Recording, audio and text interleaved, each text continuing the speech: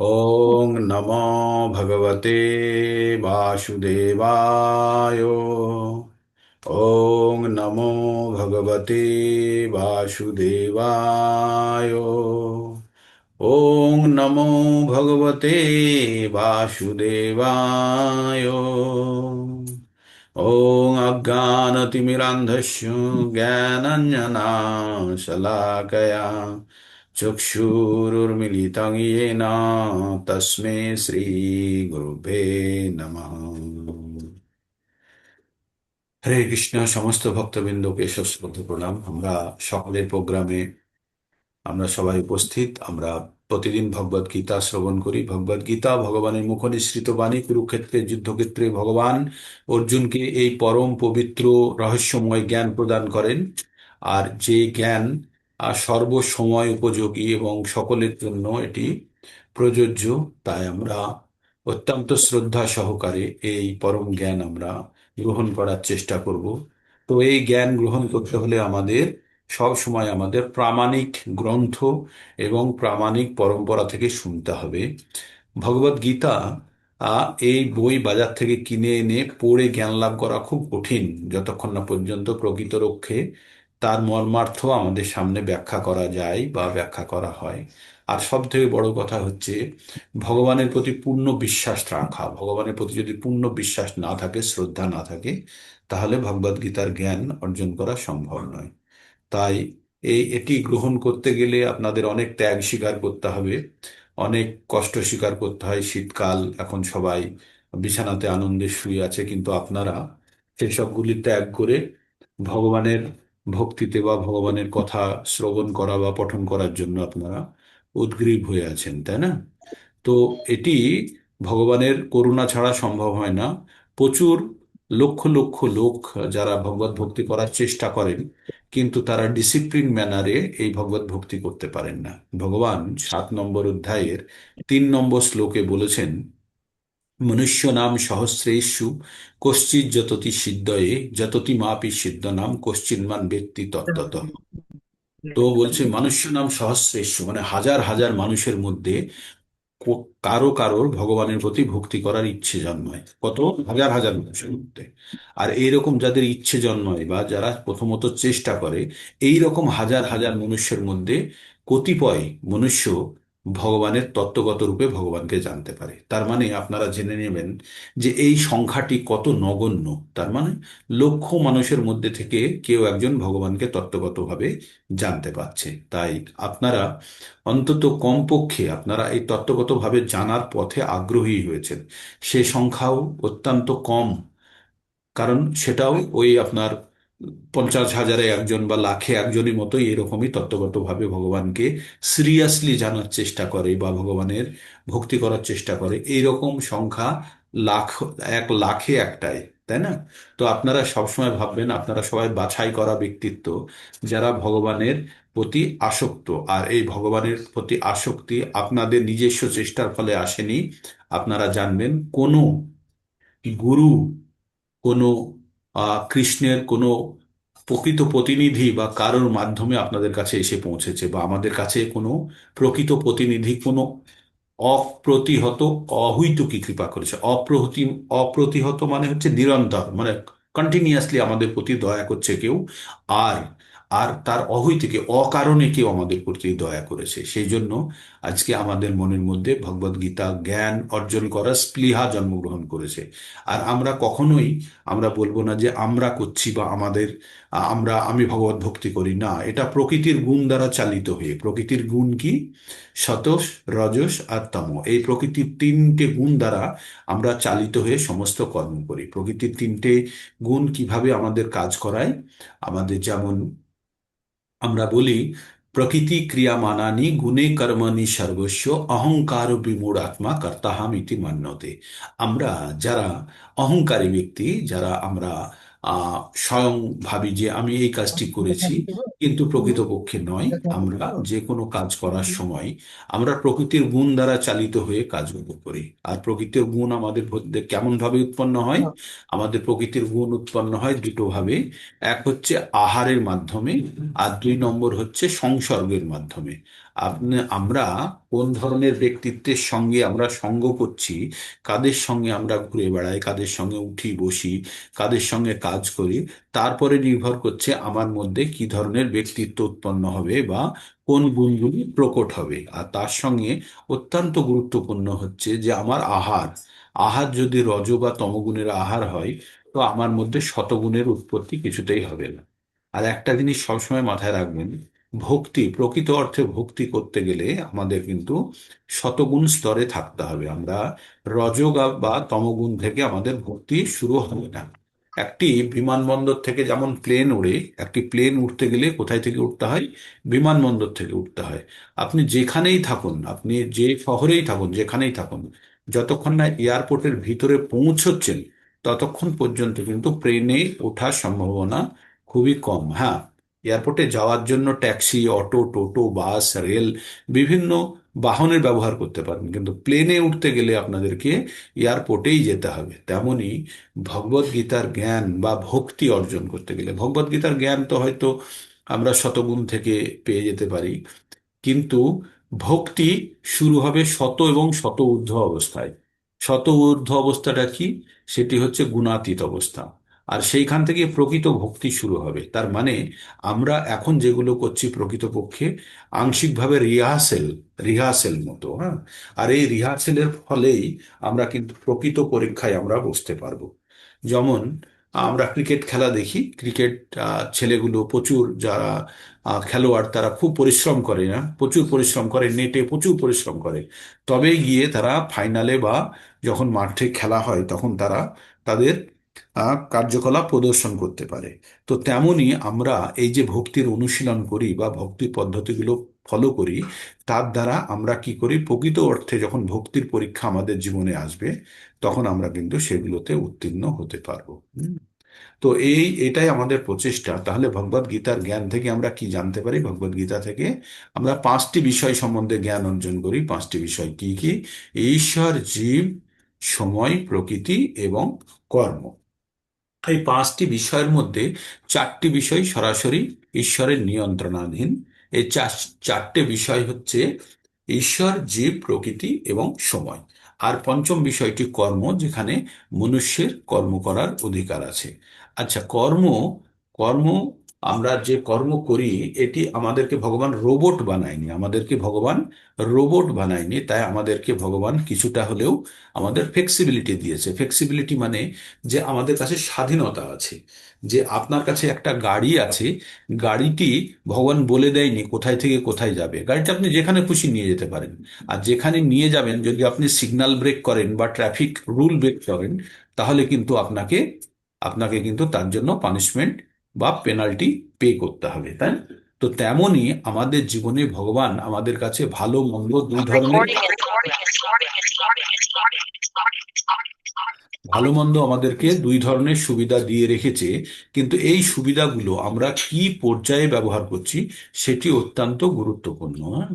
আমরা আমরা যদি আমাদের যে ভগবান যে আমাদের শরীরটা দিয়েছে, সেই শরীরটা প্রকৃত উদ্দেশ্যে ব্যবহার না করে আমরা যদি অন্যান্য কারণে ব্যবহার করি, তাহলে কিন্তু আমাদের প্রকৃত উদ্দেশ্য সাধিত হবে না। যেমন আমাকে যে বাহনটি আমার কাছে আছে, সেই বাহনটি যদি গন্তব্যস্থলের দিকে না নিয়ে যায়, তাহলে কিন্তু আমরা নির্দিষ্ট গন্তব্য লক্ষ্যে পৌঁছতে পারবো না। তেমনি তেমনি আমাদের এই শরীরটি আমাদের আত্মার বাহন। তাই আত্মাকে এই শরীরটি বয়ে নিয়ে যায় আত্মার গন্তব্যস্থলের দিকে, প্রোভাইডেড আমরা এই শরীরকে সঠিকভাবে ব্যবহার করি। তাহলে আমাদের শরীরের গঠনের মধ্যে তিনটে স্তর রয়েছে, তিনটে স্তর রয়েছে, একটু মন দিয়ে শুনবেন এখন। হ্যাঁ, তিনটে স্তর রয়েছে। একটা হচ্ছে আত্মা, সর্বোচ্চ স্তরে। আত্মা, আমাদের শরীরের মধ্যে আত্মা রয়েছে সর্বোচ্চ স্তরে। তার পরের স্তর হচ্ছে আমাদের সূক্ষ্ম শরীর। সূক্ষ্ম শরীর অর্থাৎ যে আমাদের মন, বুদ্ধি আর অহংকার দ্বারা তৈরি। সেই সূক্ষ্ম শরীরটি আমাদের আত্মার অন্তর্বাস স্বরূপ। এটাকে দেখা যায় না বাইরে থেকে, মনকে দেখতে পাবেন না, বুদ্ধিকে দেখতে পাবেন না, আর অহংকারকে দেখা যায় না। এগুলির প্রতিফলন দেখা যায় বিভিন্ন কার্যের মাধ্যমে। তাই আমাদের সূক্ষ্ম শরীর হচ্ছে মন, বুদ্ধি, অহংকার দ্বারা। আর তার এই সূক্ষ্ম শরীরের বাইরে আর একটি স্তর আছে, সেটি হচ্ছে আমাদের হুম। স্থূল শরীর। আর এই স্থূল শরীরটি হচ্ছে আমাদের পঞ্চভূতে তৈরি। পঞ্চভূত কি কি? পঞ্চভূত হচ্ছে মাটি, জল, বায়ু, অগ্নি আর আকাশ। এই পাঁচটি ভূত দ্বারা, এই পাঁচটি তত্ত্ব দ্বারা আমাদের এই স্থূল শরীর তৈরি। এবার আমাদের স্থূল শরীর দ্বারা আমরা কিন্তু বাহ্যিক কর্ম করতে পারি। হ্যাঁ, জড়জাগতিক কর্ম আমরা কি দিয়ে করি? এই স্থূল শরীর আর ইন্দ্রিয় সমূহ দ্বারা।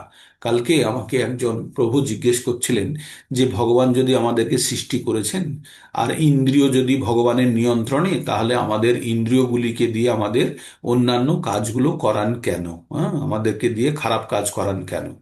তো এই এই অর্থে আমি আপনার প্রশ্নের উত্তরে এখানে যেহেতু সম্পর্কযুক্ত, তাই বলছি যে আমাদের ভগবান অবশ্যই সৃষ্টি করেছেন, তার সঙ্গে আমাদের বিবেক বুদ্ধিও দিয়েছেন। হ্যাঁ, বুদ্ধি দিয়ে আমাদের ইন্দ্রিয়গুলিকে আমরা কোন দিকে চালনা করব সেই স্বাধীনতাও ভগবান দিয়েছেন। তাই এটি ভগবানের ইন্দ্রিয়ের দেবতা তিনি। ঋষিকেশ তার নাম। ঠিক আছে, ঋষিকেশ ভগবানের নাম, কিন্তু তার সঙ্গে আমাদের স্বাধীনতা দিয়েছে। একটি গাড়ি, একটি কোম্পানি তৈরি করে, হ্যাঁ, একটা গাড়ি তৈরি করে, করে ড্রাইভারের কাছে কি কি স্বাধীনতা থাকে? গাড়ির স্টিয়ারিংটা, হ্যান্ডেলটা ঘোরানোর জন্য, গাড়ির অ্যাক্সিলেটর, ব্রেক, ক্লাচ এবং ডোর, এগুলো খুলতে পারে, এগুলো বন্ধ করতে পারে। অ্যাক্সিলেটর, ব্রেক, ক্লাচ, এগুলো সে টিপতে পারে, হ্যাঁ, চালানোর জন্য। তো এই স্বাধীনতা ভগবান দিয়েছে। এই স্বাধীনতা যেমন একটা গাড়ি ম্যানুফ্যাকচারার একজন ক্রেতাকে দেয়, তেমনি ভগবান আমাদেরকে বানিয়েছেন বটে, কিন্তু আমাদের ইন্দ্রিয় সমূহগুলোকে আমাদের ইচ্ছা মতো আমরা ব্যবহার করতে পারি। হুম।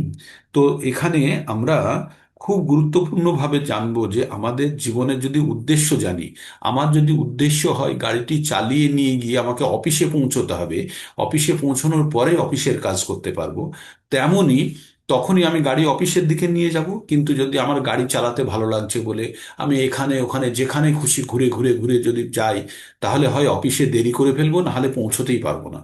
তাহলে আমি যে অফিসে কাজ করি সেই অফিসের কর্তা মোটেই আমার পুরে খুশি হবেন না। তো পরবর্তীতে অনেকবার দেখার পরে কি করবেন? তিনি এই গাড়িটি কেড়ে নেবেন বা আমাকে গাড়ি থেকে বঞ্চিত করবেন। তো তেমনি আমাদের এই আত্মার বাহন হচ্ছে এই শরীর। আত্মার বাহন হচ্ছে এই শরীর। আর আত্মার এই শরীরকে নির্দিষ্ট গন্তব্যস্থলে নিয়ে যাওয়ার জন্য এই শরীরের দায়িত্ব হচ্ছে আত্মাকে নির্দিষ্ট গন্তব্যস্থলে নিয়ে যাওয়া। কিন্তু যদি শরীর যদি নিজের মতো ব্যবহার হতে থাকে, নিজের মতো যদি খেয়াল খুশি মতো চলতে থাকে, তাহলে আত্মাকে তার গন্তব্যস্থলে নিয়ে যেতে পারবে না। এই জ্ঞানগুলি আমরা কোথায় থেকে পাবো? যখন আমরা প্রকৃত অর্থে আত্মা এবং শরীরের কার্যকলাপ সম্বন্ধে জানতে পারবো, তাই না? তো তাহলে আমরা আমরা জানতে হবে আমাদের দুই ধরনের আমাদের কর্ম আমরা করে থাকি, বা আমাদের দুই ধরনের ধর্ম আছে। ধর্ম মানে কি? আমাদের প্রবৃত্তি, গুণ। হ্যাঁ, তো ধর্ম একটা হচ্ছে স্বধর্ম, আর একটা হচ্ছে নিত্য ধর্ম। হ্যাঁ, তো স্বধর্ম যেটা, সেটা আমার মধ্যে যে ধরনের গুণ আছে সেই গুণ দ্বারা চালিত হয়ে আমি যে কর্মগুলো করি সেগুলো হচ্ছে স্বধর্ম। তাই অর্জুনকে ভগবান কি বললেন? তুমি ক্ষত্রিয়। কালকে আমরা কি জানলাম? অর্জুনকে ভগবান বললেন তুমি ক্ষত্রিয়, তোমার স্বধর্ম হচ্ছে যুদ্ধ করা। আর তুমি যদি এখন ব্রাহ্মণের মতো ব্যবহার করো, ব্রাহ্মণের মতো যদি তোমার মধ্যে গুণ উৎপন্ন হয়ে গেছে, অহিংসা, অক্রোধ, লজ্জা, এসব যদি তোমার জ্ঞান উৎপন্ন হয়ে গেছে, তাহলে তুমি জানবে এটি বিপজ্জনক। আমরা পরবর্তীতে জানবো, একটি শ্লোকের মাধ্যমে এটা বলা হচ্ছে, শ্রেয়ান স্বধর্ম বিগুণাহ পরধর্মাৎ সদনুষ্ঠিতাৎ স্বধর্মে নিধনং শ্রেয় পরধর্ম ভয়াবহ। অর্জুনকে এটা পরবর্তীতে বলবে যে নিজের ধর্ম, মানে ধর্ম মানে হচ্ছে গুণ, যদি খারাপও হয় তবে সেই গুণের মধ্যে থেকেই আমার সেই গুণ সম্পর্কিত কার্যকলাপ করা উচিত। তো অন্যকে আমার কপি করা উচিত নয়। কিন্তু অন্যকে কপি করার পরিবর্তে যদি নিজের ধর্মে, নিজের গুণে থেকে যদি আমার যদি নিধনও হয়ে যায়, আমি যদি ধ্বংসও হয়ে যাই, তাহলে অর্জুন তুমি যুদ্ধক্ষেত্রে তুমি যদি মৃতও হয়ে যাও, তবুও তুমি মৃত্যুবরণ করো, তুমি কিন্তু সেখানে ব্রাহ্মণের গুণ উৎপন্ন করে অক্রোধ এবং হিংসা, অহিংসা ধর্ম তুমি এখানে পালন করবে না। তোমার জন্য এখানে অহিংসা নয়, তোমাকে যুদ্ধ করতে হবে, তুমি ক্ষত্রিয়, তা তোমার স্বীয় ধর্ম তুমি পালন করো। হ্যাঁ, তো আমাদের দুই ধরনের ধর্ম হয়, একটা হচ্ছে নিত্য ধর্ম, আর একটা হচ্ছে নৈমিত্তিক ধর্ম। আমাদের নিত্য ধর্ম মানে হচ্ছে যেটা আমাদের জন্য আমরা জন্মগ্রহণ করেছি, যে জন্য আমি অফিসে জয়েন করেছি, অফিসের কাজ করার জন্য, তো সেটি হচ্ছে আমার নিত্য ধর্ম। আর আর নৈমিত্তিক ধর্ম অফিসে যাতায়াত করা, সেটি হচ্ছে আমার নৈমিত্তিক ধর্ম। তো আমাদের জীবন ধারণ করা হচ্ছে নৈমিত্তিক ধর্ম। আর আমাদের ভগবানের সেবা করা, ভগবানের নাম গান করা, ভগবানের জন্য কাজ করা, সেটি হচ্ছে আমার নিত্য ধর্ম। তো 1 মিনিট আপনাদের থেকে আমি ব্রেক নিব, 1 মিনিটের জন্য। মনমোহন প্রভু একটু জপা করেন, আমি Hare Krishna. I am back. তো এবার আমরা, তাহলে আমরা কি, কোন জায়গাতে ছিলাম আমরা? যে এই জিনিসটা আমরা জানতে পারছিলাম যে আমাদের গন্তব্যস্থল, কে কে নিয়ে যাবে? আমাদের বাহন নিয়ে যাবে। আমাদের বাহন কি? আমাদের এই শরীরটি হচ্ছে আমাদের বাহন। তাই এই বাহনকে সঠিকভাবে ব্যবহার করা কার দায়িত্ব? যে বাহনের চালক। কে? আমি বাহনের চালক, আমি বাহনটাকে নিয়ে যাচ্ছি। এবার বাহন আমার কাছে আছে, আমি যদি বাহনের নিয়ম যদি না মানি, তাহলে আমাকে পুলিশে পেনাল্টি দেবে, দেবে তো। তেমনি আমরা, আমাদের দৈহিক শরীরের কিন্তু আমাদের স্বাধীনতা আছে। স্বাধীনতা ভগবান দিয়েছে। এই স্বাধীনতাকে আমরা যদি নিয়ম মেনে ব্যবহার করি, তাহলে কিন্তু আমরা কোথাও পাপ আচরণ বা কোনো পাপ কর্মে জড়িত হব না। কিন্তু নিয়মের বাইরে যদি চলে যাই, এই শরীরটি ব্যবহার করি, তাহলে কিন্তু আমরা পাপ আচরণ করব।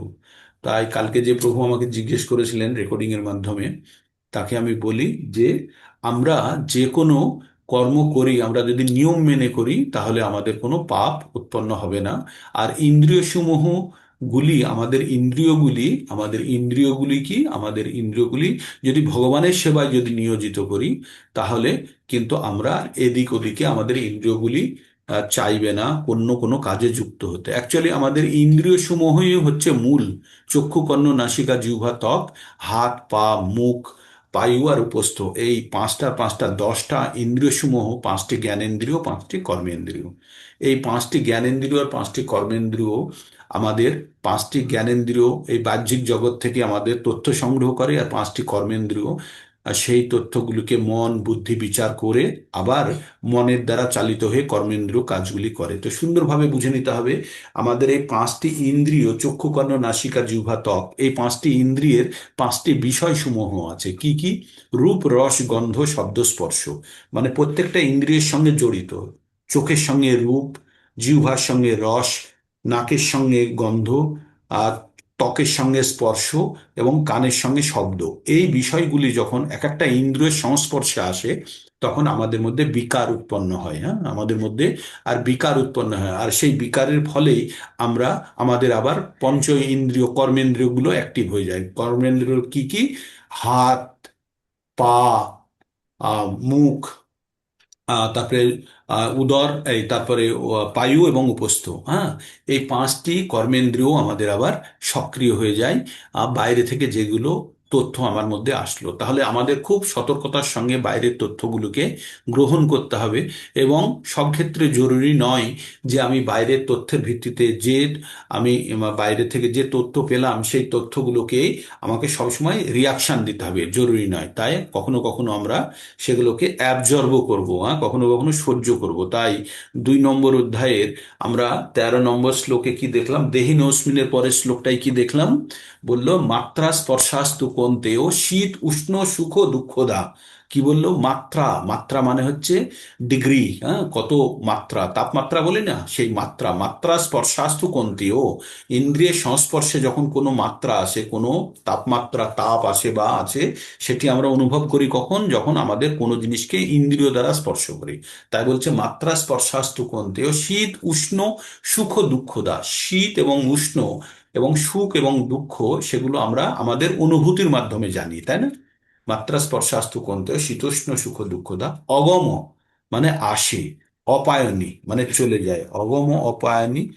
অনিত্য সেটি হচ্ছে অনিত্য, হ্যাঁ, সেটি নিত্য নয়। তাং তিতিক্ষস্য ভারত, তাংসি তিতিক্ষস্য ভারত। হে অর্জুন, তুমি একটু ধৈর্য ধরো। এই যে তোমার ইন্দ্রিয় সমূহের যে অনুভূতিগুলো, সেগুলো তোমাকে আর ডিস্টার্ব করবে না, একটু ধৈর্য রাখো। তাই তাই আমাদেরকে সব সময় একটু ধৈর্য রাখলে আমরা কিন্তু অনেক, আমাদের ইন্দ্রিয়ের যে বিকার আমাদের মধ্যে উৎপন্ন করে, সেই বিকারগুলি থেকে আমরা কিন্তু নিজেদেরকে স্থিত অবস্থায় নিয়ে যেতে পারবো। তো অর্জুনকে কালকে আমরা কি পড়েছি? অর্জুনকে তার স্বীয় ধর্ম সম্বন্ধে বলা হয়েছে। স্বীয় ধর্ম, স্বধর্ম। স্বধর্ম যেটা, তার মধ্যে প্রকৃতির গুণ দ্বারা এই গুণগুলি বর্তমান। ক্ষত্রিয়র কি কি গুণ থাকতে হবে কালকে বলেছি। ক্ষত্রিয় গুণ হচ্ছে ভগবদ গীতাতে 8 নম্বর অধ্যায় 43 নম্বর শ্লোকে বলছে ক্ষত্রিয়র কি কি গুণ হতে হয়। সেখানে বলছে তেজ, ক্ষমা, ধীতির দাক্ষাং। তেজ, ক্ষমা, ধীতির দাক্ষাং, যুদ্ধে চ অপলায়নম, দানম ঈশ্বর ভাবশ্চ, ক্ষাত্রং কর্ম স্বভাবজম। ক্ষত্রিয়দের গুণ এবং কর্মগুলো কি কি? তেজ, তার মধ্যে পরাক্রম থাকবে, হিরোইজম থাকবে। তাদের মধ্যে তেজ ও ক্ষমা থাকবে, আবার ক্ষমাও করবে। কেউ যদি তার কাছে শরণ চায় তাহলে তাকে ক্ষমাও করবে। তেজ ও ক্ষমা, ধীতি, দৃঢ়তা থাকবে মনের মধ্যে। দাক্ষাং, দক্ষতা থাকবে। যুদ্ধে চ পলায়নম, যুদ্ধ থেকে সে পলায়ন করবে না, সে জীবন যুদ্ধে দাঁড়িয়ে সে যুদ্ধ করবে। এটি হচ্ছে ক্ষত্রিয় ধর্ম। তাহলে কি হলো? তেজ ক্ষমা ধীতির দাক্ষং, যুদ্ধে চ পলায়নম। দানম, তার মধ্যে দান করার প্রবৃত্তি থাকবে। ঈশ্বর ভাবস্থ, সে আস্তিক হবে, ঈশ্বরে বিশ্বাস করবে। ক্ষাত্রং কর্ম স্বভাবজং, ক্ষত্রিয়র এগুলো হচ্ছে কর্ম এবং গুণ। ঠিক আছে, তো তাহলে আমরা জানতে হবে অর্জুন ক্ষত্রিয়।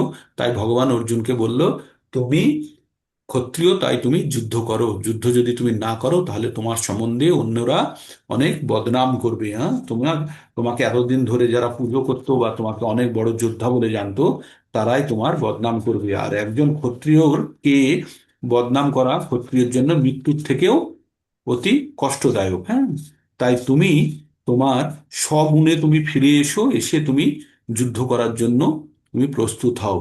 জয় পরাজয়, লাভ ক্ষতি, এগুলো সব পরিত্যাগ করে তুমি যুদ্ধের জন্য প্রস্তুত হও। তোমাকে কোনো পাপের ভোগ করতে হবে না।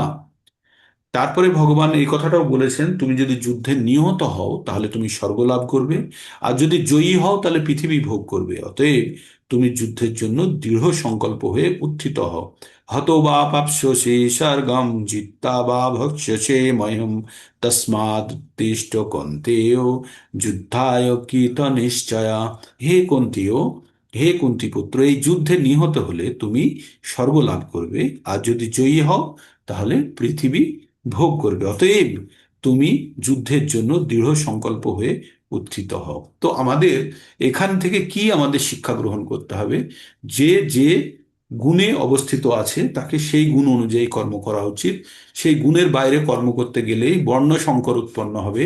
কারণ ক্ষত্রিয় অর্জুন, এখন তার মধ্যে যদি ব্রাহ্মণের গুণ উৎপন্ন হয়ে যায়, অহিংসা, অক্রোধ, আহ অহিংসা, অক্রোধ, লজ্জা, এইসব যদি উৎপন্ন হয়ে যায়, তাহলে অর্জুন কিন্তু তার স্বীয় ধর্ম, যেটা ক্ষত্রিয় ধর্ম, সে পালন করতে পারবে না। তাই ভগবান বললেন, তুমি দুঃখ সুখ দুঃখে সমকিত্তা, লাভালাভ জয়া জয়, তত যুদ্ধায় যুদ্ধস্য নৈবং পাপং বাপ্নসি। ভগবান বললেন, সুখ দুঃখ, লাভ ক্ষতি, জয় পরাজয়কে সমান মনে করে তুমি নিমিত্ত মাত্রই যুদ্ধ করো। পরবর্তীতে আমরা জানবো যে অর্জুনের যুদ্ধ করাটা কি জন্য। সে কি ক্ষত্রিয় বলে যুদ্ধ করেছে, না সে ভগবানের ভক্ত বলে যুদ্ধ করেছে, সেটি আমরা পরবর্তীতে আরো জানতে পারবো। তো এখন অর্জুনকে ভগবান তাকে উৎসাহিত করছে, তোমার স্বধর্মে, তোমার স্বীয় ধর্ম, তোমার যে গুণ আছে সেই গুণে তুমি লিপ্ত হয়ে তুমি যুদ্ধ করো, লাভ ক্ষতি হানির এগুলো ছাড়া। তারপরে আমরা কি পড়লাম? যে এষা তেহ বিহিতা সাংখ্যে বুদ্ধি যোগ স্ত্রীমাম শুনু, বুদ্ধা যুক্ত জয়া পার্থ কর্মবন্ধন প্রয়াস্যসি। তো ভগবান বললেন যে, হে পার্থ, তোমাকে আমি সাংখ্যযোগের মাধ্যমে এই জ্ঞানের কথা বললাম। এখন তুমি নিষ্কাম কর্ম সম্পাদনের মাধ্যমে তুমি বুদ্ধিযোগের কথা শ্রবণ করো, যার দ্বারা তুমি কর্মবন্ধন থেকে মুক্ত হতে পারবে। খুব গুরুত্বপূর্ণ কথা। আপনাদের আমি একটা বিষয় সম্বন্ধে আগে বলেছি, আমাদের 3টে স্তর আছে শরীরের মধ্যে। একটি হচ্ছে আত্মার স্তর, তারপর এটা হচ্ছে মন এবং বুদ্ধির স্তর, যেটা সূক্ষ্ম শরীর, আর 3 নম্বর স্তর হচ্ছে ইন্দ্রিয় এবং জড় শরীর। এই 3টে স্তরে ভাগ করা হয়েছে। সবাই এই জায়গাটাকে একদম মন দিয়ে শুনুন। আমাদের 3টে স্তর শরীরের, একটা হচ্ছে জড় শরীর, আর হচ্ছে আমাদের ইন্দ্রিয় সমূহ। ইন্দ্রিয় সমূহ কি? 5টি চক্ষু, কর্ণ, নাসিকা, জিহ্বা, ত্বক, আর হাত পা মুখ আর উপস্থ আর পায়ু, এই পাঁচটি কর্মেন্দ্রিয় আর পাঁচটি জ্ঞানেন্দ্রিয়। এই 10টি ইন্দ্রিয় আর একটা হচ্ছে মন, 11টি ইন্দ্রিয় সমূহ। আর আমাদের এই জড় শরীর কি দিয়ে তৈরি? আকাশ, বায়ু, জল, অগ্নি আর মাটি, এই পাঁচটি, এই যে জড় শরীর এবং ইন্দ্রিয় সমূহ, এইগুলো দিয়ে যে কাজগুলো করি সেগুলো হচ্ছে কর্ম। আর এইগুলোতে যারা বেশি ব্যস্ত থাকে তারা হচ্ছে কর্মযোগী। কর্মযোগী তাহলে কোথায় সীমাবদ্ধ থাকছে? কর্মযোগী সীমাবদ্ধ থাকছে তার দৈহিক কর্ম এবং ইন্দ্রিয় সমূহের দ্বারা চালিত হয়ে। এটা হচ্ছে কর্মী যোগী। তার থেকে যারা উন্নত, কর্মযোগীর থেকে যারা উন্নত, তারা হচ্ছে জ্ঞান যোগী। তারা তাদের দ্বিতীয় নম্বর স্তরে চলে যায়, তারা মন এবং বুদ্ধির ব্যবহার করে। তারা তারা মন এবং বুদ্ধির ব্যবহার করে। কর্মযোগীরা তারা দৈহিক কর্মকাণ্ডে বেশি বিশ্বাস করে এবং তাতেই তারা লিপ্ত থাকে। যারা জ্ঞানযোগী, তারা মন এবং বুদ্ধির বেশি প্রয়োগ করে। করে তারা তারা যদিও তারা শরীরকে ব্যবহার করে, কিন্তু মন এবং বুদ্ধির প্রয়োগ বেশি করে, তারা জ্ঞানযোগী। তাহলে কর্মযোগী সম্বন্ধে জানলাম, যারা দৈহিক কর্মকাণ্ডে বেশি বিশ্বাস করে ইন্দ্রিয় দ্বারা চালিত হয়ে। আর যারা জ্ঞানযোগী, তারা মন এবং বুদ্ধির দ্বারা তারা চালিত হয়ে তারা শরীরকে তাদের প্রয়োজনে ব্যবহার করে, তাদের দ্বারা চালিত হয় না, শরীর দ্বারা চালিত হয় না। কর্মযোগীরা যেমন শরীরে ইন্দ্রিয় দ্বারা চালিত হয়, এখানে জ্ঞানযোগী কিন্তু ইন্দ্রিয়কে চালনা করে নিজের প্রয়োজনের জন্য। আর কর্ম তাদের কর্মের মানে ওয়ার্ক এরিয়াটা কোথায়? মন এবং বুদ্ধিতে। তাহলে জ্ঞানযোগীরা মন এবং বুদ্ধি স্তরে থাকে, কর্মযোগীরা দেহ এবং ইন্দ্রিয় স্তরে থাকে, এবং যারা ভক্তিযোগী তারা আত্মিক স্তরে থাকে, তারা আত্মার স্তরে থাকে। তো এই আত্মা পর্যন্ত আমাদের পৌঁছানো খুব কঠিন। আমাদের দৈহিক স্তর থেকে বেরিয়ে মানসিক স্তরের মধ্যে দিয়ে গিয়ে আত্মার স্তরে পৌঁছানো খুব কঠিন। সেজন্য আমাদের কঠোর অনুশাসন এবং অনুশীলনের প্রয়োজন। অনুশাসন মানে হচ্ছে ডিসিপ্লিন, আর অনুশীলন মানে হচ্ছে এক্সারসাইজ। তার মানে ভক্তিযোগের মধ্যে যদি আমরা প্রবেশ করতে পারি, তাহলে আমাদের চরম শুদ্ধতা আমাদের মধ্যে আনতে হবে। কোথায়? আমাদের গুণের মধ্যে। আর আমাদের গুণগুলো কি কি? সতোষ, রজস আর তম। তমগুণের ঊর্ধ্বে আমাদের যেতে হবে, তবে রজ। আর রজগুণে কিন্তু যারা দৈহিক কর্মকাণ্ড করে, যারা দৈহিক শরীরের ভিত্তিতে থাকে, তারা রজগুণেও থাকে। এবার শতগুণে যারা থাকে তারা জ্ঞান যোগীরা শত এবং রজ মিশিয়ে থাকে। ভক্তি যোগে যখন প্রবেশ করে তখন শত, শুদ্ধ শততে থাকে। কিন্তু সম্পূর্ণরূপে ভক্তি যোগে অধিষ্ঠিত যখন হয়ে যায়, সে গুণাতীত অবস্থায় চলে যায়, ব্রহ্মভূত অবস্থায়। তো তাহলে ব্রহ্মভূত অবস্থায় পৌঁছতে গেলে আমাদের কি করতে হবে? এটা দুটো রাস্তা আছে, আমরা 17 নম্বর অধ্যায়ে পড়েছি। একটা হচ্ছে পর্যায়ক্রমে, এই জীবনে আমি তমগুণে আছি, পরের জীবনে আমি রজতে যাব, রজত থেকে আবার পরের জীবনে আরেকটু রজ, রজ করতে করতে রজ থেকে তার পরিবর্তে মানে অনেকবার জন্ম নেওয়ার পরে আমরা আবার শতগুণে, শততে শততে, এই ছোট ছোট করে ইমপ্রুভ করতে করতে করতে শত থেকে একদম ফাইনালি বহুনাম জন্ম নামান্তে জ্ঞানমান মান প্রপদ্যতে বাসুদেব সর্বমিতি সা মাহাত্মা সুদুর্লভা। বহু জন্মের পর জ্ঞানী ব্যক্তিরা জানবে বাসুদেব কৃষ্ণ সবকিছুর মূল, সর্বকারণ কারণম। তখন সে ভগবানের সেবায় সে নিয়োজিত হবে, ভক্তিতে নিয়োজিত হবে। তখনই সে জ্ঞান যোগ থেকে বেরিয়ে ভক্তি যোগে প্রবেশ করলো। তার মানে আপনারা যদি প্রকৃত অর্থে ভক্তি যোগের পথে যদি এসে গিয়ে থাকেন বা অগ্রসর হচ্ছেন, তাহলে জানবেন আপনারা কোনো না কোনো জীবনে আপনারা ওই স্টেজগুলো পার করেছেন। কোনগুলো? কর্মযোগের এবং জ্ঞান যোগের স্তর অবশ্যই পার করেছেন।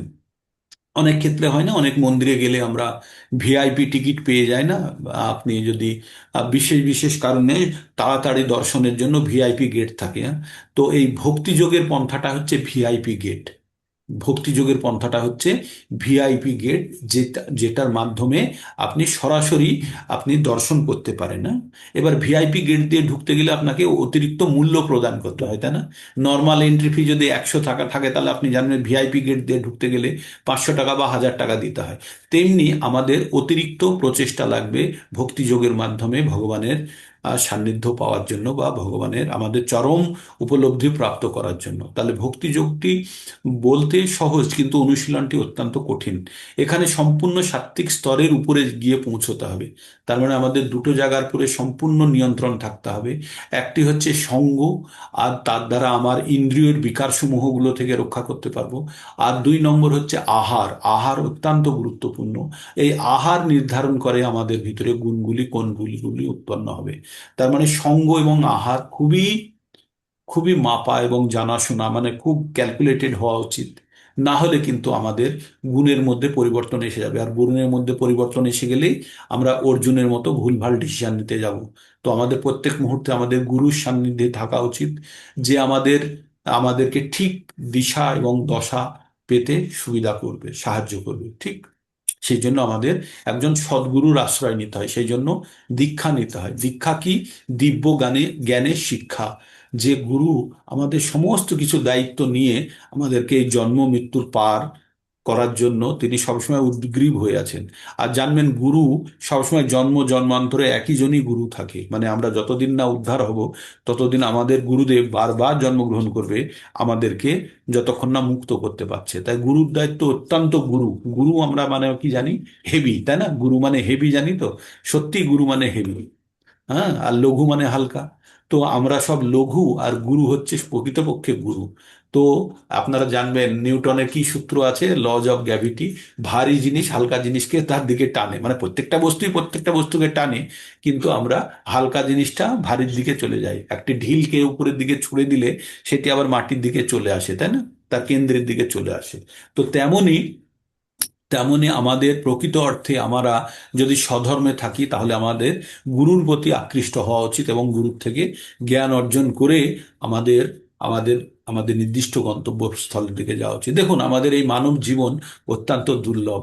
বহু জন্মের পরে বহু বিভিন্ন প্রজাতির মধ্যে আমরা ভ্রমণ করি। ভগবদ গীতায় বলা হচ্ছে যে 84 লক্ষ জনম ভ্রমণের পরে বহু নাম জন্ম নামান্তে জ্ঞানীরা ভগবানকে জানে। আর আমরা যত জনি আছে, সর্বজনী সুকন্তে ও মূর্তয় সম্ভবান্তে যা তাসাং ব্রহ্ম মহাজ্জনের অহম বীজ পদপতা। ভগবান বলছে, পৃথিবীতে যত জনি আছে সবগুলোর মূল আমি, বীজ প্রদানকারী পিতা। আর আমরা এই বারবার ক্রমান্বয়ে শুধু একটা জীবন থেকে আর একটা জীবনে ঈশ্বর সর্বভূতানাম হৃদ্দেশে অর্জুন তিষ্ঠতি ভ্রাম্যায়ণ সর্বভূতানি যন্ত্র আডুরানি মায়ায়া। এই যে মায়া শরীর আমাদের ভিতরে তৈরি করে দিয়েছে ভগবান, পঞ্চভূতের দ্বারা যে শরীর, এই শরীরে বসিয়ে ভগবান একটি প্রজাতি থেকে আর একটা প্রজাতিতে ভ্রমণ করাচ্ছে। প্রজাতি মানে কখনো মানুষ থেকে বানর, বানর থেকে কুকুর, কুকুর থেকে গরু, গরু থেকে ঘোড়া, ঘাস পাতা, হাতি, প্রত্যেকটা জীবে আমরা ভ্রমণ করছি, যতক্ষণ না পর্যন্ত আমরা আমরা মুক্তির পথের দিকে এগোচ্ছি। তো এই মানব জীবন এমন একটা জায়গা যেখান থেকে মানব এই জ্ঞান অর্জন করতে পারে যে আমাদের জীবনের উদ্দেশ্য কি। আর এই আমরা যদি জীবনের প্রকৃত উদ্দেশ্য না জানতে পারি, তাহলে কিন্তু আমরা একটা জীবন থেকে আর একটা জীবনে বারবার ভ্রমণ করতে থাকবো, বানরের মতো একটা গাছের ডাল ছেড়ে আর একটা গাছের ডালে ঝাঁপিয়ে ঝাঁপিয়ে বেড়াবো। তাই বুদ্ধিমান ব্যক্তিদের কাজ হবে, যখন আপনারা সৎসঙ্গ পাচ্ছেন বা আপনাদের মনের মধ্যে হচ্ছে যে আমরা ভগবদ গীতার জ্ঞান অর্জন করতে পারছি, আমরা ভগবদ গীতার সঙ্গ লাভ করছি, প্রকৃত অর্থে প্রকৃত জ্ঞান অর্জন করে আমাদের নির্দিষ্ট দিকে আহ গন্তব্য গন্তব্যস্থলের দিকে যাওয়া উচিত। আমরা 40 নম্বর শ্লোকে প্রবেশ করছি, আমরা নিষ্কাম কর্মযোগের মধ্যে চলে আসছি। আপনাদেরকে এই জায়গাটা একটু বলে দিই। নিষ্কাম মানে যে কর্মফলের প্রতি আমাদের আসক্তি থাকবে না, কোনো ফলের প্রতি কর্ম করব কিন্তু ফলের প্রতি আসক্তি নেই, সেটি হচ্ছে নিষ্কাম। এটি কর্মযোগের একটি, যে কোনো কর্মই আমরা বেশিরভাগই তিনটে জায়গা দ্বারা কর্ম করতে পারি: মন, আর বাক্য, আর শরীর। হ্যাঁ, মন কায় বাক্য, হ্যাঁ, এইটা দিয়ে আমরা যে কোনো কার্য করতে পারি। তো আমরা কর্মযোগী যারা, তারা মন দিয়ে কাজ করি, তারপরে বাক্য দিয়ে কাজ করি এবং শরীর দিয়ে কাজ করি। হ্যাঁ। তো আমরা এবার আমাদেরকে ভগবান বলছে যে ভক্তি যোগের একটু মাহাত্ম্য সম্বন্ধে ভগবান বলছে। কি বলছে? না ইহ অতিক্রম আস্তি, না ইহ অতিক্রম নাশ অস্তি, নেহাভিক্রম নাশ অস্তি, প্রত্যাবায় না বিদ্যতে, স্বল্পমপস্য ধর্মস্য ত্রয়াতি মহাতো ভয়াত। আজকে যদি এই শ্লোকটি ব্যাখ্যা করতে যাই 3 ঘন্টা লেগে যাবে, মানে এই শ্লোকটি এত তাৎপর্যপূর্ণ এবং এত গুরুত্বপূর্ণ। কি বলছে? না ইহ অতিক্রম নাশ অস্তি। বলছে এর কোনো নাশ নেই। কার নাশ নেই? এই পথে, কোন পথে? নিষ্কাম কর্মযোগ বা ভক্তির পথে, বলবে এক্ষুনি। এই পথে যারা সামান্য অগ্রসর হয়েছে তাদের কোনো ক্ষয় নেই, তাদের কোনো নাশ নেই। কি বলছে? প্রত্যাবায়না বিদ্যাতে। প্রত্যাবায় মানে ফেরত আসা। হ্যাঁ, ফেরত আসা মানে কেমন, আমি আপনাদের উদাহরণ দিয়ে বলেছি যে একটা নদী আছে, নদীর সঙ্গে নালা লাগানো আছে, নালা আছে। এবার যখন জোয়ার ভাটা হয়, জোয়ারের সময় জল উঁচু হয়ে যায়, তখন ওই নালা দিয়ে নদীর জল প্রবেশ করে যায় আর ভিতরের দিকে, গ্রামের ভিতরের দিকে চলে আসলো। আবার যখন ভাটা হয়ে যায়, ওই জল আবার নালা দিয়ে বেরিয়ে যায়, তাই তো? তো যদি এমনটা হতো, জল যখন জোয়ার হলো তখন জল ঢুকে গেল, কিন্তু জলটা যখন ভাটা হচ্ছে তখন আর ফেরত আসলো না, তার মানে এখানে বলবো প্রত্যাবায়না বিদ্যতে, মানে এখানে প্রত্যাবায় হলো না, মানে ফেরত আসলো না, ক্ষয় হলো না। যে জলটা প্রবেশ করলো সেই জলটা ফেরত আসলো না। তো তেমনি আমাদের জীবনে আমাদের এমন কিছু কর্মকাণ্ড করি যার ফলে আমরা যে ভক্তির পথে সামান্য যদি অগ্রগতি করে থাকি, স্বল্পমপস্য ধর্মস্য, এই আমাদের নিজের ধর্মের মধ্যে থেকে ভক্তির পথে যদি সামান্য অগ্রগতি করে থাকি, সেটিরও কোনো ক্ষয় নেই, আমাদের মৃত্যুর সঙ্গে সেটি নষ্ট হয়ে যাবে না। সেটি কি হবে, পরবর্তী জীবনে যখন আমাদের জীবন শুরু হবে, সেখান থেকে এই আমাদের আবার এই এই প্ল্যাটফর্ম থেকে আমরা শুরু করব। তার মানে এখানে একটা এক্সাম্পল দিচ্ছি, কিন্তু এটাকে বা মানে আর্থিক অর্থে ধরবেন না। একটা বাচ্চা যদি মনে করুন কোনো স্কুলে 4 পর্যন্ত পড়েছে, পরবর্তীতে যদি অন্য কোনো জায়গাতে তার বাবা ট্রান্সফার হয়ে যায় বা অন্য কোনো জায়গাতে স্কুলে যদি ভর্তি হয়, সে আবার ক্লাস 5 থেকেই পড়াশোনা শুরু করবে, তাই না? তো তেমনই ভক্তির পথে আমরা যতখানি অগ্রগতি করে রাখবো এই জীবনে, পরবর্তী জীবনে কিন্তু আমাদের এই যেখানে আমরা ছাড়লাম সেখান থেকে আমরা শুরু করার একটা সুযোগ পাবো। সুযোগ পাবো, হ্যাঁ, সেই সুযোগটাকে কাজে লাগাবো কি লাগাবো না, সেটা আমাদের তখনকার পরিস্থিতির উপরে নির্ভর করছে। কিন্তু সেই সুযোগটি হবে আমাদের পরবর্তী এই জীবনে যতখানি আমরা এগিয়ে রাখলাম তারপর থেকে। তো আমাদের এখানে বলছে, না ইহ অধিক্রম না স্বস্তি প্রত্যাবায়না বিদ্যাতে স্বল্পমপস্য ধর্মস্য ত্রয়াতে মহাতো ভয়াত। এই শ্লোকটি আপনারা মুখস্থ করতে পারেন, খুব ভালো শ্লোক। তো যখন মুখস্থ করে পাঠ করবেন তখন অত ভেঙে বলতে হবে না। নেহাভিক্রমণাস্তি, নেহাভিক্রমণাশস্তি প্রত্যাবায়না বিদ্যাতে স্বল্পমপস্য ধর্মস্য ত্রয়াতে মহাতো ভয়াত। মহাতো ভয়াত, মহান ভয় কি আমাদের? আমাদের জীবনের সব থেকে বড় ভয় কি? আমাদের জীবনের সব থেকে বড় ভয় হচ্ছে মৃত্যু ভয়। আর এই মৃত্যু ভয় থেকে কে বাঁচাবে? মৃত্যু ভয় থেকে বাঁচাবে কে? সামান্য যদি ধর্মের পথে, স্বল্পমপস্য ধর্মস্য, সামান্য যদি ধর্মের পথে অগ্রসর হয়ে থাকেন, ত্রায়াতা, ত্রায়াতে মানে বাঁচাবে কে? মহান ভয়, মহাতো ভয়াত, মহান ভয় থেকে বাঁচাবে। আমাদের মহান ভয় কি? বলুন, আমাদের মহান ভয় কি? আনমিউট করে বলুন তো, আমাদের সব থেকে বড় ভয় কি? মৃত্যু।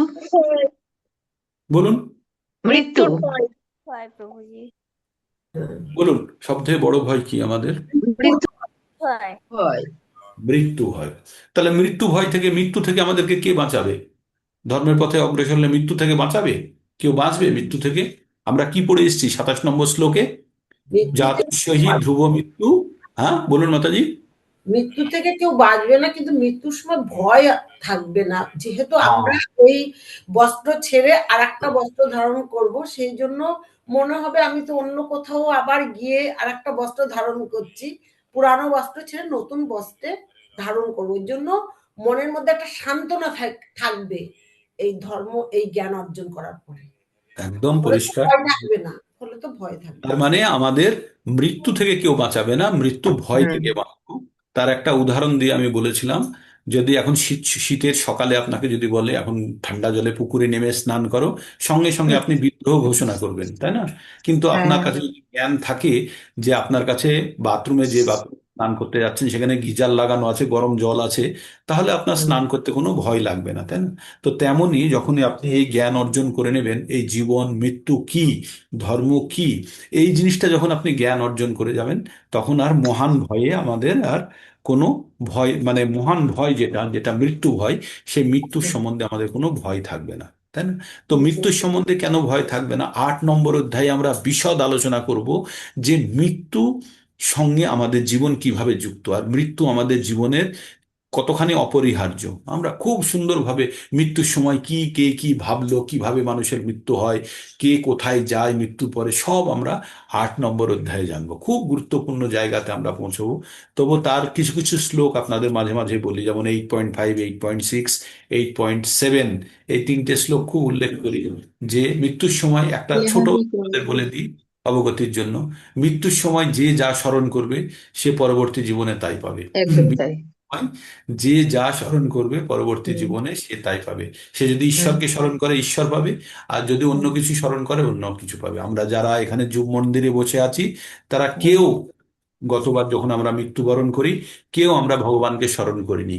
ভগবানকে স্মরণ একদম। করলে অবশ্যই আমরা ভগবান আজকে প্রাপ্ত, এখানে থাকতাম। আর আজকে এখানে থাকতাম না। তাই আমরা আজকে এখানে সবাই থাকতাম না। এই ভৌতিক জিনিস সম্বন্ধ পাওয়ার জন্য চেষ্টা করেছি। আর এই ভৌতিক ইচ্ছা কখনো পূরণ হবে না। 3 নম্বর অধ্যায়ে আমরা পড়বো আমাদের কাম বা বাসনা বা বাসনা। কোনো কিছু পাওয়ার ইচ্ছা কত দুর্দৈব, কত শক্তিশালী, যে আমাদেরকে সব কিছু থেকে আমাদেরকে বারবার বিব্রত করে এবং আমাদের আমাদের প্রকৃত রাস্তায় আমাদের যেতে দেয় না। হ্যাঁ, তো এই কাম বাসনা আমাদের প্রধান শত্রু, সেটা আমাদের জানতে হবে। জেনে তাদেরকে কিভাবে প্রতিহত করতে হবে তারও ফর্মুলা ভগবান দিয়েছেন। তো আমরা ধীরে ধীরে অগ্রসর হব, খুব ইন্টারেস্টিং জায়গাতে আছি আমরা। তো তাই ভগবান কি বললেন, যে কেউ যদি ভক্তি যোগে যদি সামান্য যদি অগ্রগতি করে থাকে, তাহলে তার কোনো ক্ষয় নেই। আপনি কলকাতা থেকে আপনি দিল্লি যাচ্ছেন, কোনো কারণে আপনি আসানসোলে নেমে গেলেন, কিন্তু আপনাকে আবার কলকাতায় ফেরত আসতে হবে না, আপনি আসানসোল থেকে আবার ট্রেন ধরে দিল্লি চলে যেতে পারছেন। তাই বলছে, যারা ভক্তি যোগী, যারা যোগ করতে করতে যারা বিচ্ছিন্ন হয়ে যায়, যারা যোগ সম্পন্ন করতে পারে না, যারা পরম লক্ষ্য উদ্দেশ্য করতে পারে না, তাদের কি হয়? 6 নম্বর অধ্যায়ের 38 নম্বর শ্লোকে অর্জুন ভগবানকে জিজ্ঞেস করেছেন। তখন ভগবান বলেছেন, প্রাপ্য পুণ্য কিতাং লোকানুস্থিতা শাশ্বতী সমা। যতখানি এই জীবনে পুণ্য উপার্জন করেছে, সেই পুণ্য ক্ষয় করার জন্য সে উচ্চ লোকে যায়, স্বর্গলোক বা কোনো উচ্চ লোকে অনেক দিন যাবৎ সে সেখানে সুখ ভোগ করে। তারপরে কি হয়? প্রাপ্য পুণ্য কিতাং লোকানুস্থিতা শাশ্বতী সমা শুচিনাং শ্রীমতাং গেহে যোগভ্রষ্ট অভিজায়তে। তারপরে কি করে? শুচিনাম, শুচি মানে ব্রাহ্মণ বা কোনো বৈষ্ণব পরিবারে তার জন্ম হয়। আর তারপরে কি করে? শ্রীমতাং বা কোনো ধনী বণিক পরিবারে তার জন্ম হয়। শ্রীমতাং গেহে যোগভ্রষ্ট অভিদায়াতে, যে যোগ করতে করতে এই জীবনে যদি সম্পন্ন করতে না পারে, পরবর্তী জীবনে সে কি করবে? কোনো উচ্চ কুলে উচ্চ পরিবেশে জন্মগ্রহণ করবে, যেখান থেকে তার ভক্তির পথ একদম অত্যন্ত সরল থাকবে। এবং বা কোনো ধনী পরিবারে জন্মগ্রহণ করবে, যেখান থেকে তার এই জাগতিক আর্থিক বা দুঃখময় অবস্থা থাকবে না, ভক্তির জন্য তার সুগম পথ থাকবে। তো তার মানে আপনারা ছোট যদি এই ভক্তির পথে অগ্রগতি করে রাখেন, যদি এই জীবনেও যদি আমরা চরম উদ্দেশ্য সাধিত করতে না পারি, তাহলেও কিন্তু আমাদের পরবর্তী জীবনে কিন্তু আমাদের জন্য দ্বার উন্মুক্ত থাকলো, আমাদের জন্য সুবিধা থাকলো। তো তারপরের শ্লোকটি আমি পড়বো, আজকে 2টো শ্লোকই হবে। পরের শ্লোকটি শুনুন, এটিও খুব গুরুত্বপূর্ণ। 40 নম্বরও মুখস্থ করতে হবে, 41 নম্বরও মুখস্থ করতে হবে। কি বলছে? ব্যবসায়াত্মিকা বুদ্ধি একঃ কুরু নন্দন, বহু শাখা হনন্তশ্চ বুদ্ধয় ব্যবসায়িনাম। ব্যবসায়াত্মিকা বুদ্ধি একঃ কুরু নন্দন, বহু শাখা হনন্তশ্চ বুদ্ধয় ব্যবসায়িনাম। তো ভগবান বললেন, ব্যবসায় আত্মিকা বুদ্ধি, যারা ভক্তি যোগের পথে এই যারা পথ অবলম্বন করেছে, কারা? কিছুক্ষণ আগে বললাম না ভক্তি যোগের কথা। তাদের নিশ্চয় আত্মিকা বুদ্ধি, তাদের বুদ্ধি একটা বিন্দুতে স্থির। তাদের বুদ্ধি হাজার দিকে, বহু শাখা, হাজার দিকে তাদের বিভক্ত নয়। তারা কি করে? বহু শাখা হনন্তস্য বুদ্ধয়। আর হাজার দিকে যাদের বুদ্ধি ছড়িয়ে গেছে, তারা কিন্তু কোনো একটি নির্দিষ্ট লক্ষ্যে পৌঁছতে পারে না। তাই এখানে কি বলছে? যারা এই পথ অবলম্বন করেছে তাদের নিশ্চয় আত্মিকা বুদ্ধি একনিষ্ঠ। হে কুরুনন্দন, অস্থির চিত্ত, যাদের মন অস্থির, এবং সকাম ব্যক্তিদের বুদ্ধি বহু শাখা বিশিষ্ট এবং বহুমুখী। যারা সকাম কর্মী, আমরা 3 ধরনের কর্মের কথা জানি: সকাম কর্ম, বিকর্ম আর অকর্ম। সকাম কর্ম মানে হচ্ছে যে কর্ম পুণ্য উৎপন্ন করে, বিকর্ম মানে যে কর্ম পাপ উৎপন্ন করে, আর অকর্ম হচ্ছে যে যেটি ভগবানের ভগবানের উদ্দেশ্যে। কৃতকর্ম বা যেটি নিষ্কাম কর্ম, যে কর্মের ফল আমি গ্রহণ করতে আমি চাই না বা আমার কোনো ইচ্ছাই নেই, ফলের আশা ত্যাগ করে আমি যে কর্ম করছি। তাই এখানে কি বলছে? নিশ্চয় নিশ্চয় নিশ্চয় আত্মিকা বুদ্ধিহি, যাদের বুদ্ধি একটি বিন্দুতে স্থির, তারা তারা সকল কাজে সাফল্য পাবে। কিন্তু যাদের বুদ্ধি হাজার দিকে বিভক্ত, হাজার শাখা বিশিষ্ট, তারা কিন্তু কখনোই এটি তাদের নির্দিষ্ট লক্ষ্যে পৌঁছতে পারবে না। একটা উদাহরণ দিয়ে আপনাদেরকে বারবার বলি, একটা আম গাছ আছে আর একটা নারকেল গাছ আছে। হ্যাঁ, আম গাছের গোড়াতে একটা 1000 কেজির ওজন বেঁধে দিলেন, নারকেল গাছের গোড়াতেও বেঁধে দিলেন, দুজনে সহ্য করে নেবে। নারকেল গাছের মাঝখানে 1000 কেজি ওজন বেঁধে দিলেন, নারকেল গাছ সহ্য করে নেবে। আম গাছের মাঝখানে বেঁধে দিলেন, আম গাছও সহ্য করে নেবে।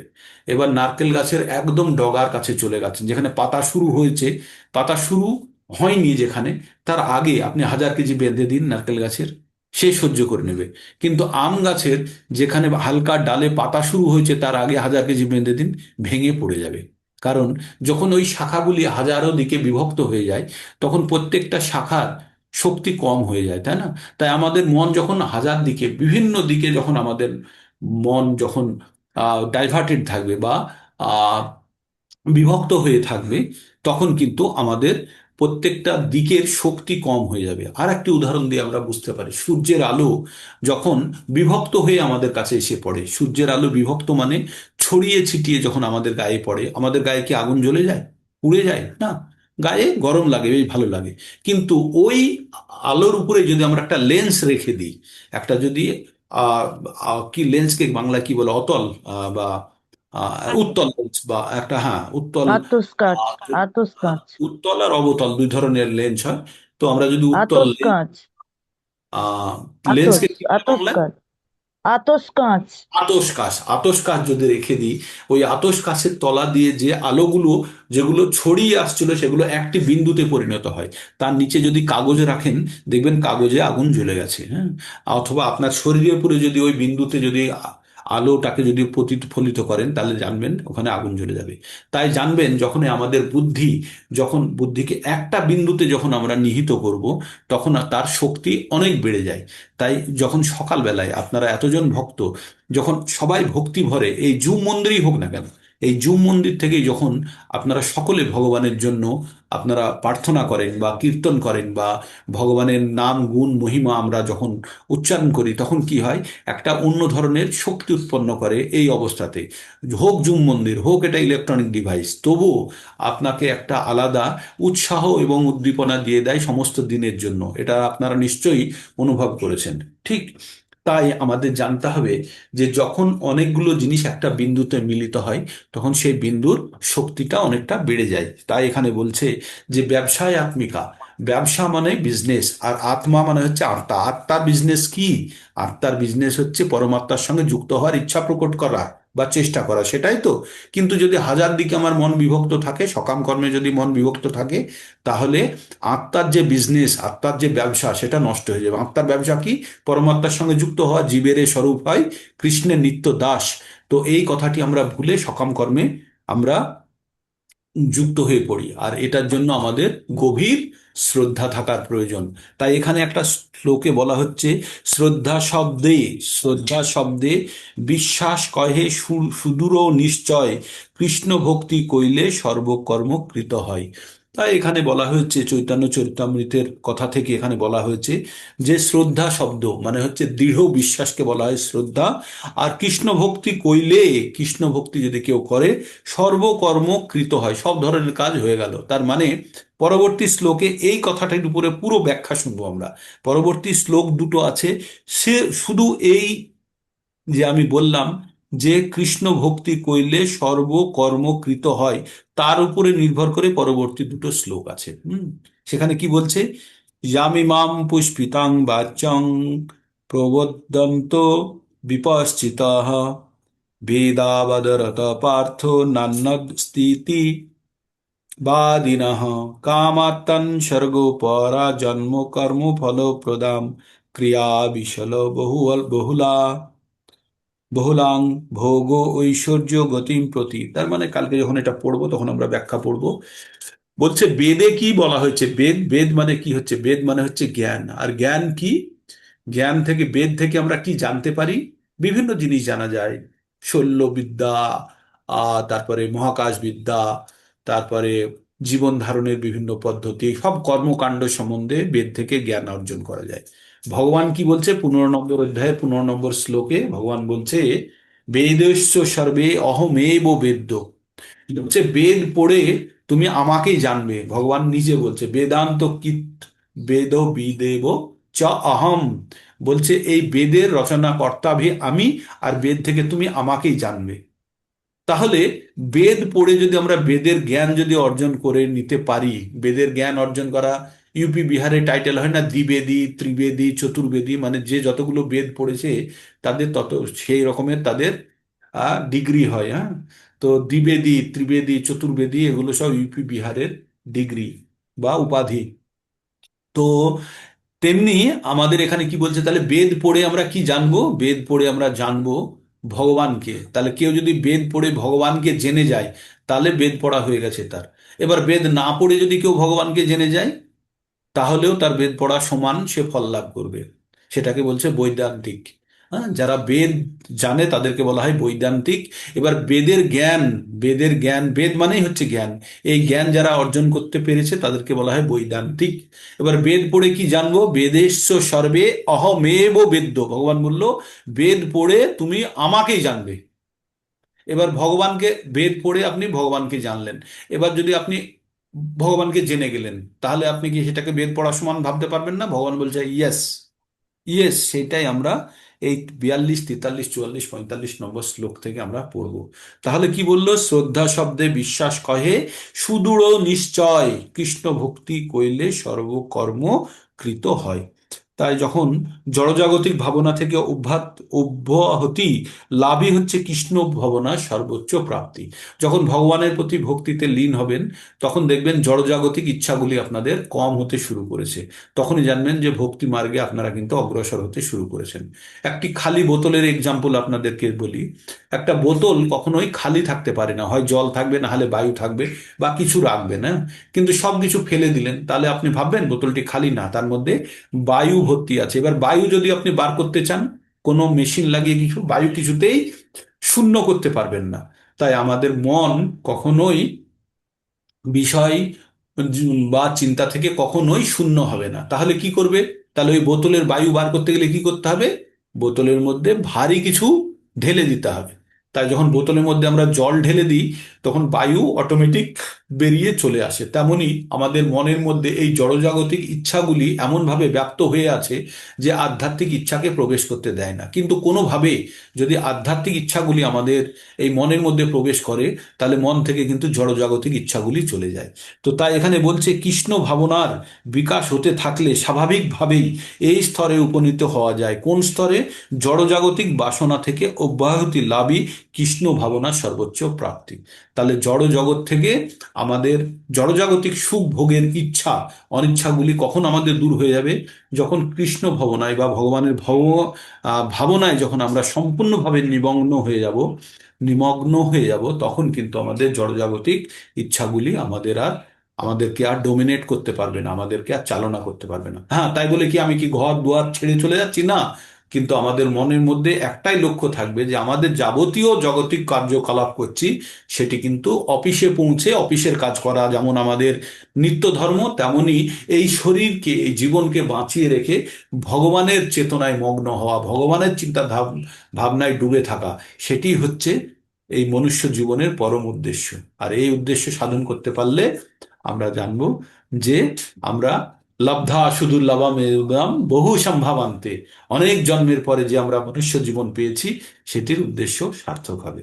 হরে কৃষ্ণ কৃষ্ণ কৃষ্ণ হরে হরে, হরে রাম রাম রাম হরে হরে। তো আজকের ক্লাস এখানে শেষ। আপনাদের কারো কিছু জিজ্ঞেস করার থাকলে আনমিউট করে বলতে পারেন। আর আপনারা যারা যারা পারবেন ক্যামেরা অন করুন, একবার অ্যাটেন্ডেন্স হয়ে যাক। আর আপনাদের আজকের ক্লাস সম্বন্ধে কোনো জায়গাতে সন্দেহ বা কিছু থাকলে প্রশ্ন করতে পারেন।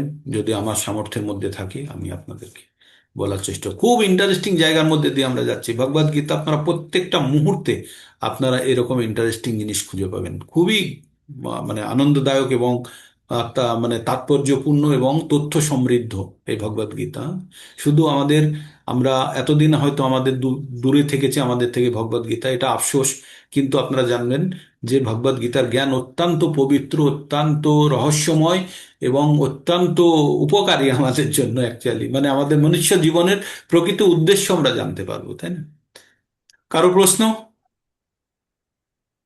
বলুন মাতাজি, বলুন বলুন মাতাজি, সুতপা মাতাজি বলুন। হ্যাঁ প্রভুজি, বলছিলাম কালকে ছেলে হচ্ছে ডিম বলছে আমাকে 2টো ডিম সিদ্ধ করে দাও। তো হ্যাঁ, আর আর করতেই পারলাম না, কিন্তু এভাবে চলবে কি করে প্রভুজি? সংসারে আপনাকে দেখুন, জীবন ধারণের জন্য আপনারা তো সংসারে আছেন, ভগবানের কাছে প্রার্থনা করবেন যে কিভাবে আমরা আর রজগুণের খাবার দেওয়ার পরিবর্তে শতগুণের খাবার কিভাবে দিতে পারবো। এখন স্থান কাল পাত্র পরিস্থিতি অনুযায়ী কিছু কিছু কাজ করতে হবে, চেষ্টা করবেন, ভগবানের কাছে প্রার্থনা করুন যাতে আপনি তাকে সাত্বিক খাবার দেওয়ার চেষ্টা করুন, চেষ্টা করবেন।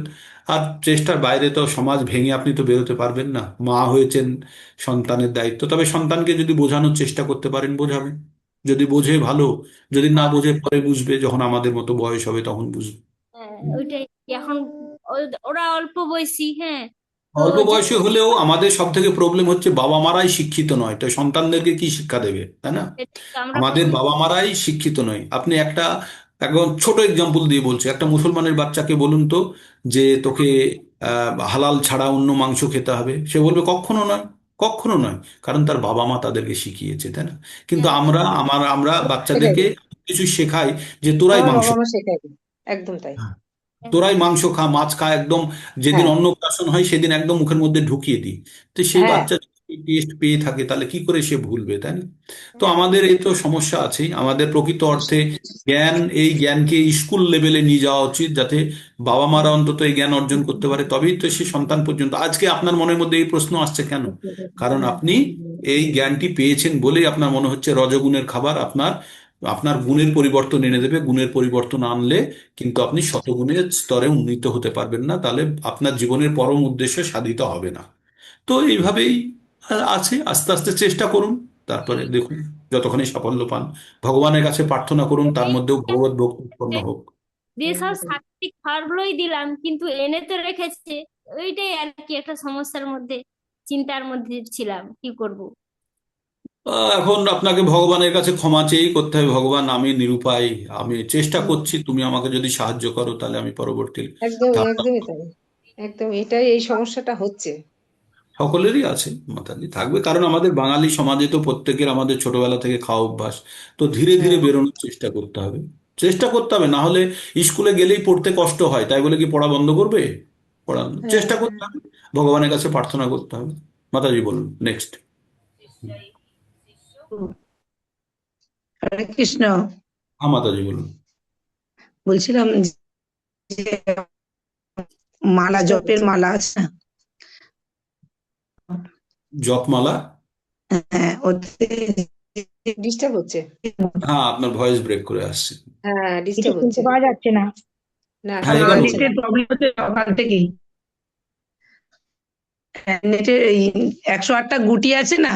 হ্যাঁ হ্যাঁ হ্যাঁ হরে কৃষ্ণ। হ্যাঁ বলুন বলুন, একশো যে আটটা ওই 108টা গুটির যে, হ্যাঁ 108টা গুটির মধ্যে যে প্রথম 8টা আছে অষ্টসখী, হুম।